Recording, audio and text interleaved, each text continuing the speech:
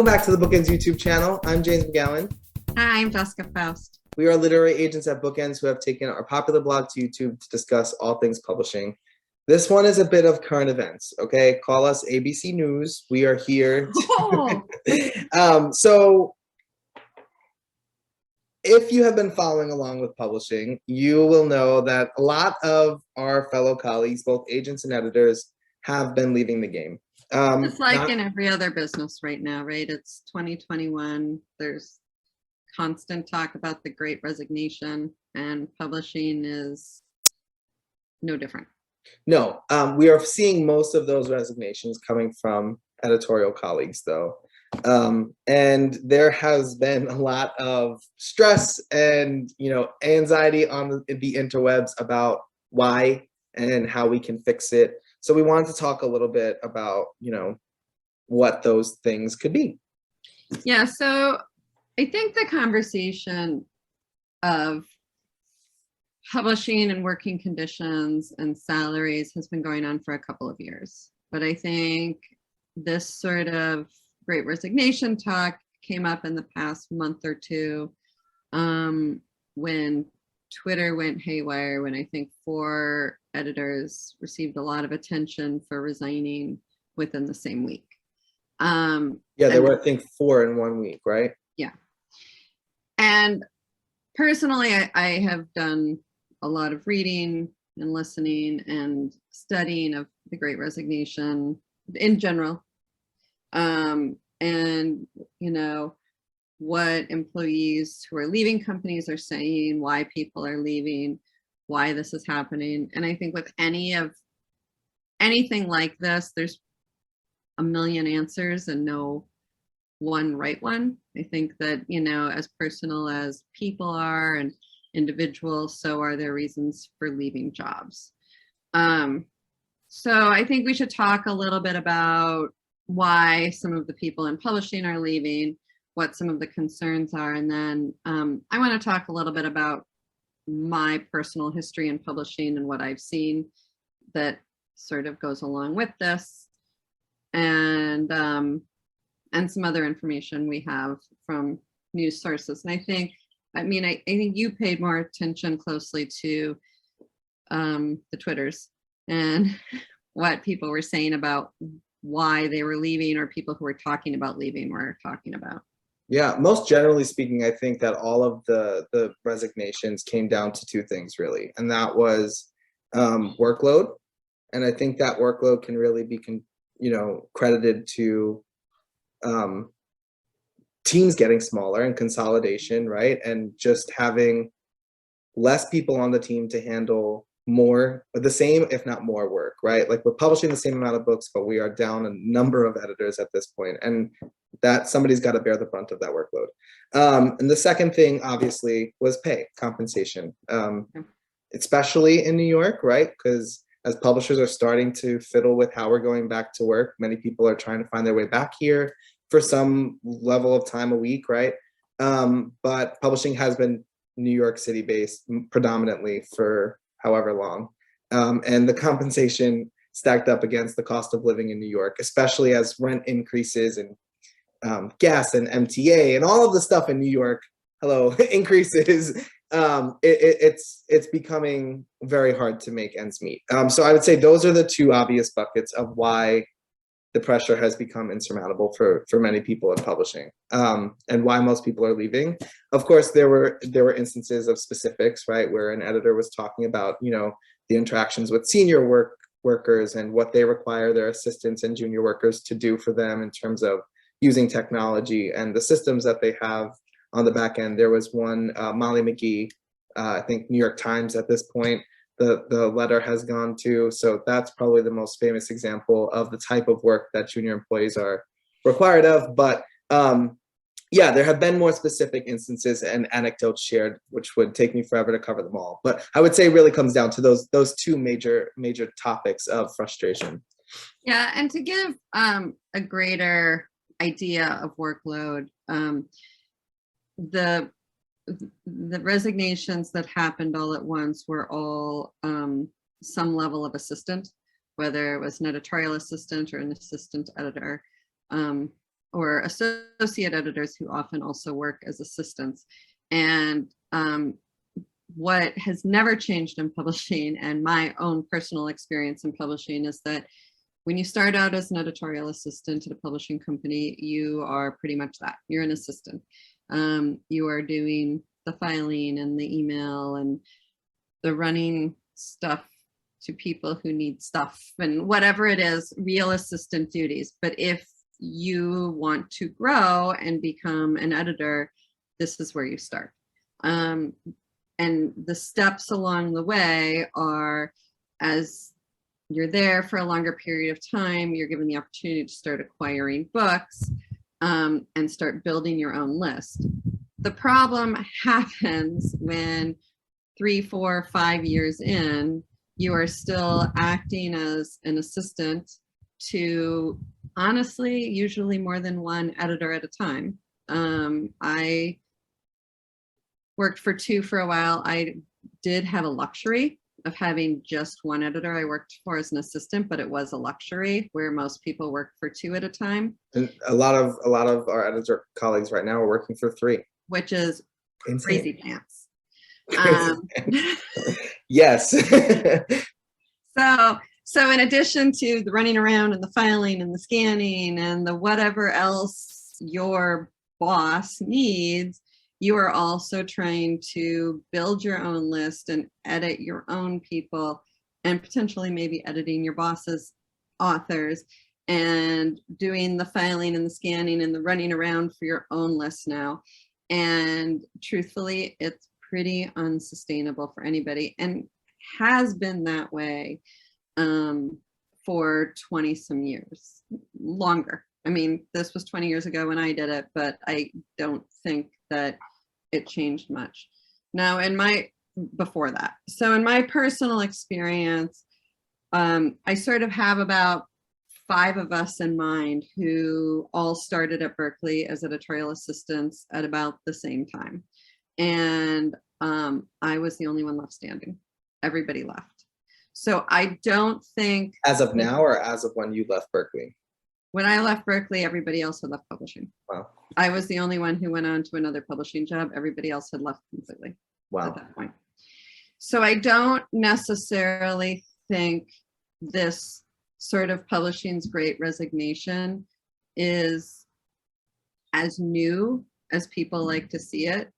And unfortunately, that to me is part of the larger problem, that it is so embedded in publishing that this is the way things are done. And this attitude that this is the dues we've all had to pay, where we all had to work second jobs to do our job. And you sort of, I guess, thin out people who really is tough enough to stay here. And that's just where we end up. So my concern with that is it's not just this is 2021 and there's this Great Resignation happening because of all we've been through. Oh, it's 2022. Because of I was all going to say, what? Let me check my watch. there's a whole year in there. I try to forget. Yeah. So I don't think it's necessarily just that. And that's actually the unfortunate part, right? Because I think it's a huge systemic problem that's been going on for generations of publishing professionals that I don't even think people even know how to begin to go about changing it. Yeah. Unfortunately. I think the difference here is it's a different generation with a level of vocality and means to be vocal about things, right? Agreed. Like it's social media. Agreed. I think the reason why there's outrage and shock and frustration is because we have people blasting it on social media, which we may not have had when you were leaving Berkeley. We did not. Which you did not have when you were leaving Berkeley, right? We barely had email. We don't have to go down that road, but that I think that's really why this has become so heightened, right? Like, because we have these anecdotes being shared with people they might not have reached before. They may not have reached an agent's desk 10, 15, 20 years ago, but now they have. So I think that's really why we're facing this powder keg moment of like, something's got to give. But yeah, and one of the things that we've been talking about here,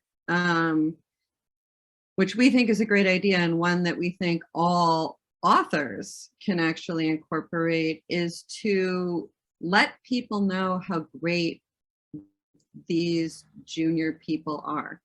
You know, whether it's your agent or your publisher, if you have an interaction with a junior person, maybe it's not your editor, maybe it's not your agent, but it's the person who you've had interaction with assisting, send them a glowing thank you and CC their boss. Let them know, let their higher ups know from you, they're very important authors, how invaluable they are. You know, let people see, you know, hey, I know how hard this person works. I know what their workload is. I think it's crazy that they have to email me at 10 o'clock on a Saturday night. Want to know, you know, appreciate it. Like, speak out as authors to, you know, rave about these people so the higher ups look at them and think, this person's invaluable. I can't let them go. I need to do better for them. Yeah, I mean, and I support that a ton. I love to do that. Like, you know, the contracts folks and royalty folks, I totally support that. And not to sound cynical here, but I also think like there's something to be said about the way publishing houses are structured. Oh, 100%. You know, well, I mean, so there are two things that I want to say. Obviously, there also comes a time where there's just nowhere to promote someone, which I think is a big issue, right? And in that case, we see editors move. But as we sort of get closer to the top, it's a lot like a pyramid. There's usually only a couple people at the top. There are not positions there. So I think we run into that where an assistant is like, well, there is no position for me to go higher. And that's when assistants will usually move. But we're finding that a lot of the assistants are leaving because that move is just not justifiable anymore, right? It's not worth jumping out of this pond into that pond with the same overwork and less pay, right? But I also think that there's something to be said of like, we can do all of this stuff, which is great, and I encourage it, but it always is going to come down to the money. It's going to come down to what publishers are shelling out. And that's twofold. I think that a lot of this issue does come from this splitting of payments, right? Like the way that authors are being paid now in 4, 5, 8, 10, 15 payments for a $10,000 advance, wherever we're at, that was sarcasm, of course, but the way that we're breaking down these smaller amounts of money for authors has put a strain on everyone because authors are getting paid less. Authors are writing more so they can get paid more, sending it to their agent. Agents are also by nature getting paid less because our authors are. We're sending more out. Those editors who are leaving are getting all of these submissions. We have literally created a publishing bottleneck with this advanced structure that I think a lot of it comes down to that. And then of course, the money that we're paying to the creatives that are working these jobs for us, right? The editors that are receiving.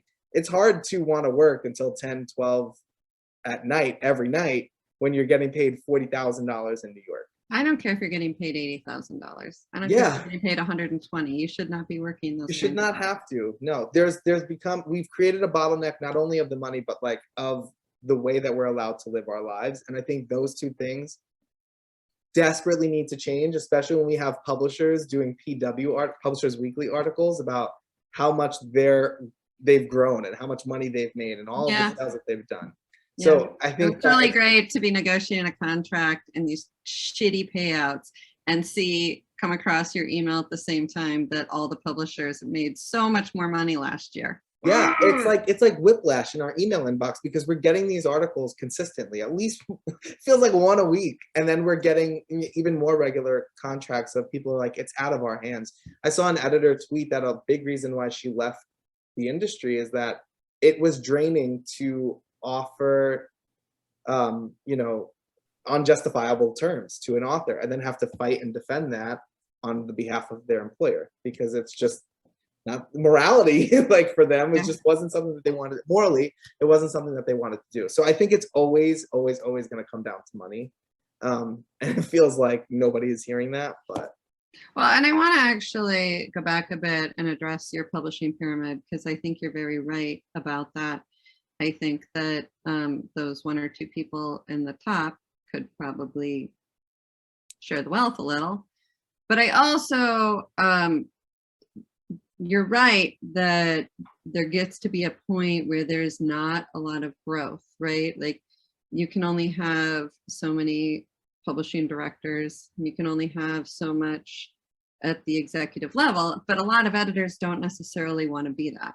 You know, for me personally, when I was in publishing, I was reaching the point where I needed to look at where I wanted my path to be.